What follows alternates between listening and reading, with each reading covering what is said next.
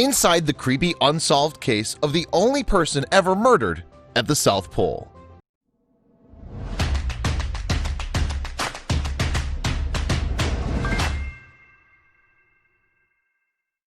It was the late 1990s, and young Australian astrophysicist Rodney Marks' life and career was just beginning to blossom. Barely 30, he was assigned to work on the Antarctic Submillimeter telescope and remote observatory in Antarctica, a life's dream. Before we begin, make sure to smash that like button, subscribe to our channel, and click the notification bell for more amazing videos.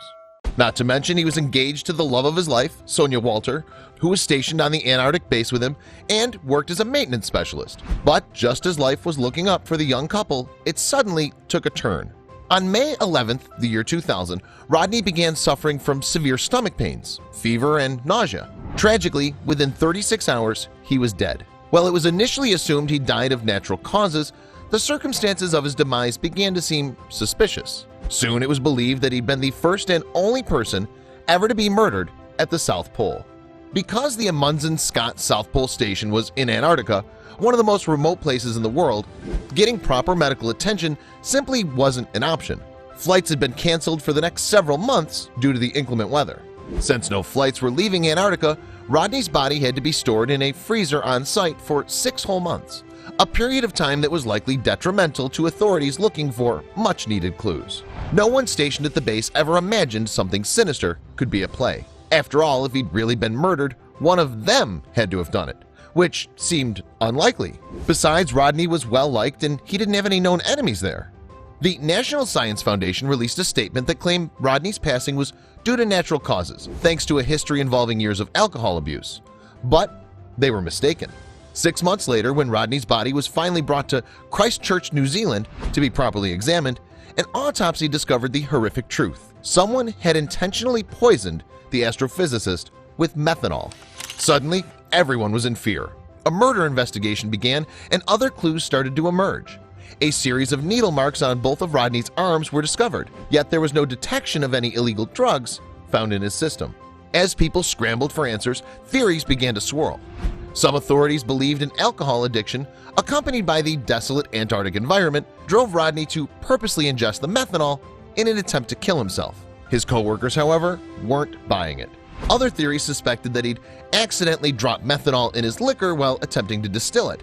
Yet even that was strange. Besides the fact that there was plenty of alcohol on base, Rodney was a scientist, and he'd have known that putting methanol in his beverage could be deadly. That's when authorities began investigating the source of the methanol.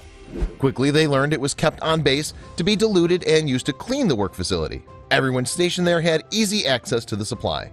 Of course, this opened up the door of possibility that one of Rodney's fellow scientists had purposely placed the methanol in his beverage. From that point forward, investigators began treating his death as a potential homicide case.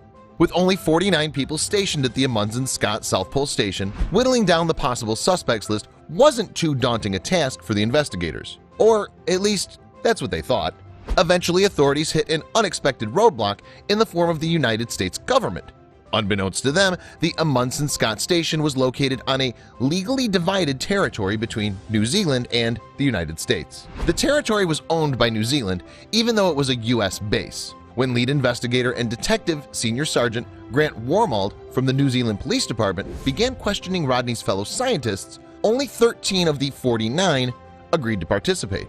The impediments only grew when Detective Wormald asked the U.S. government for help. Seeking answers about the scientists and their criminal history, authorities refused to oblige, as they were conducting an investigation themselves. Unfortunately, both sides of the investigation were too stubborn to share any information with the other, which of course led to problems in solving the case. Without cooperation on either end, the investigation quickly hit a standstill. Meanwhile, as authorities continued to conduct their separate investigations into Rodney's tragic demise, his family all but gave up hope. I don't think we're going to try to find out any more in regards to how Rodney died. I'd see that as a fruitless exercise, his father said at the time.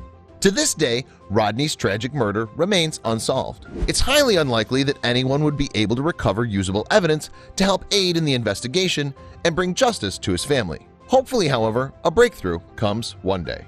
It's so sad to think that all these years later, Rodney's untimely death still hasn't been solved. Here's to hoping that not all hope is lost.